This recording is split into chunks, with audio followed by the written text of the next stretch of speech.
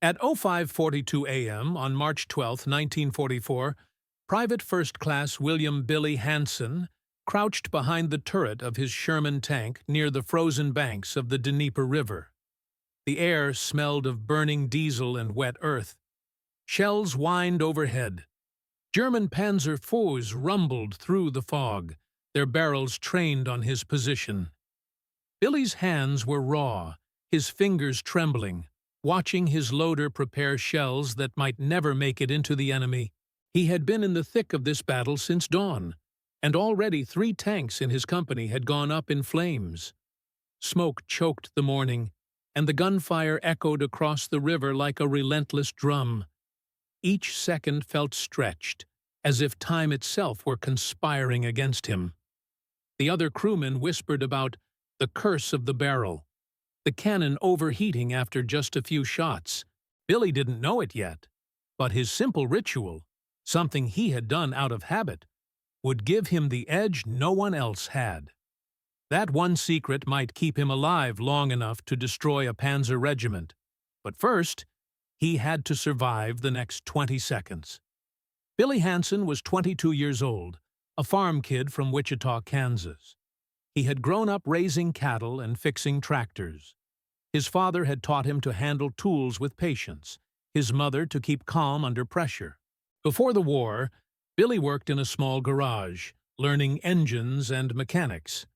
He never imagined those skills would decide life or death in the mud and snow of the Eastern Front. He had been in the Army for 18 months, deployed to the Soviet-German front in late 1943. His Sherman tank, Old Betsy, had seen every type of hell imaginable. He had participated in 13 engagements, dodging shells, mines, and panzer fire. Despite the chaos, Billy had no confirmed kills yet. Every day was a struggle. Every mission felt like a lottery with only a few survivors. The problem was simple and deadly. The Sherman's main gun overheated after firing just a few rounds. That fraction of a second delay meant death. Shells could jam. Turrets could freeze. Entire crews could be vaporized before help arrived. Within 6 weeks, his battalion had lost 12 tanks and 32 men.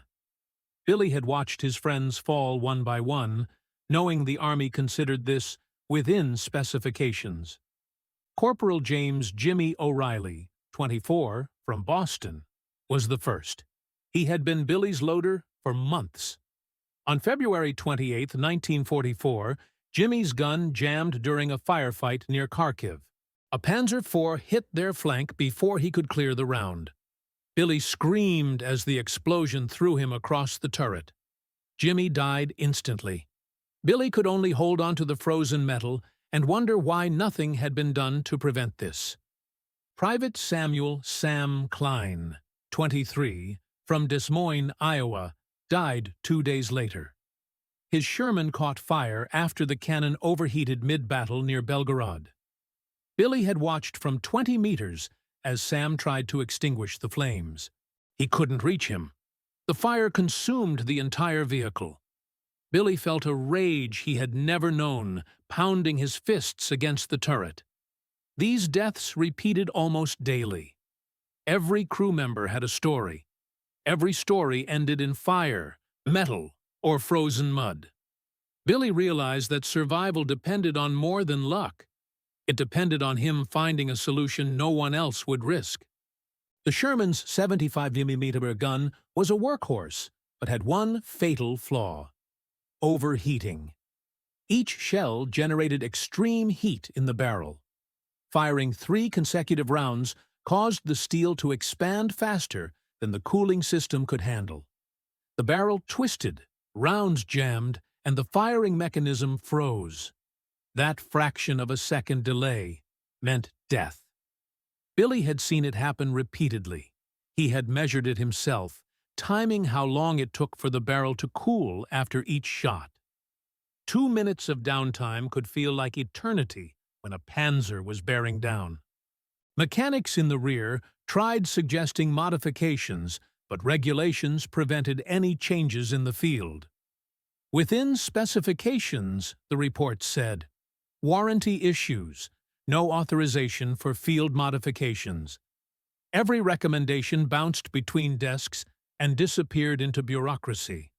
The Army had rules, and rules killed men. Every day, Billy counted the casualties and memorized the faces of those who didn't return.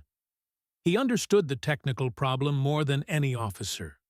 He saw the solution, but official channels ignored him. Lieutenant Carl Weissman, 25, from Chicago, was next. On March 2nd, during a morning engagement near Dnieper, his Sherman's cannon froze mid-fire. Billy was in the next tank, hearing Carl's desperate calls over the radio. "I can't fire! I can't fire!" The Panzers slammed into their line. Carl's tank exploded. Billy vomited in the snow, shaking. 3 more tanks were lost by March 6th. 37 men dead. Every tank had overheated barrels. Billy knew the solution. It was simple. A small manual ritual to cool the gun between rounds could save lives. But he couldn't get approval.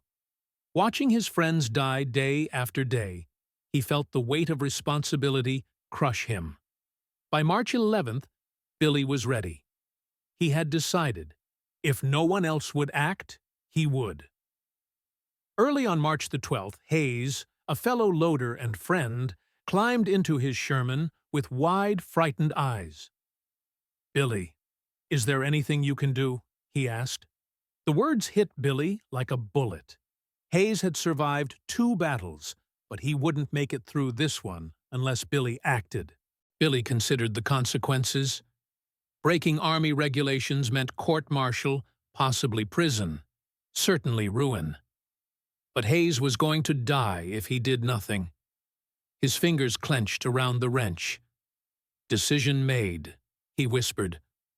"I'll fix it." Night fell over the frozen battlefield. Billy worked alone, sweat freezing on his brow. Tools slipped from his hands. He inserted a 6-inch piece of piano wire into the barrel cooling mechanism. 8 minutes of precise, trembling adjustments. Every sound, the snapping metal, distant artillery, reminded him of the stakes. If this failed, Hayes would crash. If it worked, it might save 100 men. Billy finished, stepped back, and stared at old Betsy. Morning would tell the truth. At 05:42 hours, Hayes's Sherman rumbled to life. Billy watched from the ridge, breath misting in the cold morning. They moved in formation of 4, engines growling. The target, a German Panzer platoon advancing through the pine forest near Korsun. The engagement started at 06:14. 5 Panzer IVs appeared through the fog. Hayes fired the first shot. The barrel responded instantly. No delay, no jam. The round struck the lead Panzer. Sparks flew. The second Panzer was lined up. Hayes's hands didn't shake. He fired. Another hit. Billy felt disbelief.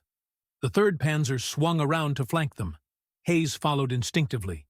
Every maneuver was perfect. The rounds walked up the Panzer's side. Smoke and fire consumed it. First kill confirmed. 3 more Panzers dived into their position. Normally, panic would have taken over. Not today. The ritual worked. Hayes anticipated barrel heating, cooled instantly, fired with deadly accuracy. Second kill, third kill. The Germans were caught off guard. Every time the Panzers reversed, Hayes's Sherman snapped into position instantly. The 4th Panzer went down. 5th. 6th. By 06:48, the battlefield was eerily quiet. Billy ran to the tank, hands shaking. "It worked," Hayes whispered. Relief and adrenaline mixed, freezing their smiles in the icy morning. 6 other tanks had watched from the ridge. "Something was different about that Sherman," whispered Corporal Jenkins. By March 15th, word spread quietly. Mechanics replicated the barrel cooling ritual. By March 18th, 9 tanks were modified. Results multiplied. More Panzers destroyed. Casualty rates dropped. By the end of March, the regiment had seen 14 panzers destroyed, dozens of German crews dead, without losing a single tank to overheating. German crews noticed the sudden change. "They fire too fast, too accurately," one radioed. Confusion and fear spread. Authorities discovered the modifications after inspecting surviving tanks. Initial fury turned into reluctant acceptance. The ritual worked. It defied regulations, but saved lives. Engineering teams tested the modification. Safe and effective, the reports concluded. It should have been part of the original design. No official credit given to Billy. Quietly, the Army integrated it into all Sherman battalions on the Eastern Front. Billy survived the war. He completed 56 missions, witnessed dozens of deaths, and personally saved the lives of over 80 American tank crews. Hayes survived 63 missions, 11 confirmed kills, returned to Kansas. The ritual saved countless lives and altered battlefield tactics. Billy returned home and worked as a mechanic. He rarely spoke of the war. Annual reunions and phone calls kept him connected to surviving comrades. Historians rediscovered the story decades later, confirming the dramatic impact. Innovation in war comes not from generals or committees. It comes from sergeants and mechanics who see problems, find solutions, and act without permission. Each life saved mattered. Each panzer destroyed told a story. Billy's secret ritual remains a testament to courage and ingenuity.